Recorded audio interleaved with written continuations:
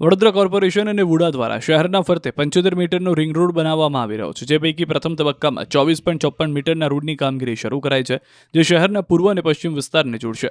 પરંતુ રિંગ રોડની કામગીરી દરમિયાન ભાયલી ટીપી 5 ખાતે 5 વર્ષ પહેલા 18 કરોડના ખર્ચે બનેલો 800 મીટરનો રોડ તોડી પાડવામાં આવ્યો છે, જેને લઈ ભાયલી ગામના પૂર્વ સરપંચ અને કોંગ્રેસ કોર્પોરેટરે વિરોધ નોંધાવ્યો. તેમને આરોપ છે કે રોડ તોડવાથી પ્રજાના ટેક્સના 60 લાખ રૂપિયાનું નુકસાન થયું છે.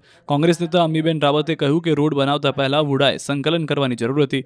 મહત્વનું છે કે શહેરમાં ટ્રાફિકનું ભારણ ઘટે તેમજ બહારથી આવતા વાહન ચાલકોએ શહેરમાં પ્રવેશ કરવો ન પડે તે માટે રિંગ રોડ બનાવવામાં આવી રહ્યો છે.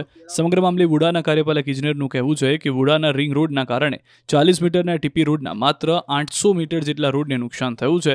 ટીપી રોડ નીચાણ પર છે, જ્યારે રિંગ રોડ ઊંચાઈ પર બની રહ્યો છે, જેથી ટીપી રોડ તોડવો પડી રહ્યો છે. પરંતુ કોંગ્રેસ અને ભાયલી ગામના પૂર્વ સરપંચ રોડની કામગીરીમાં રોડા નાખી રહ્યા છે. QR કોડ સ્કેન કરો અને ડાઉનલોડ કરો ન્યૂઝ 18 એપ. મેળવો ગુજરાત અને દેશ દુનિયાની પળે પળની અપડેટ્સ.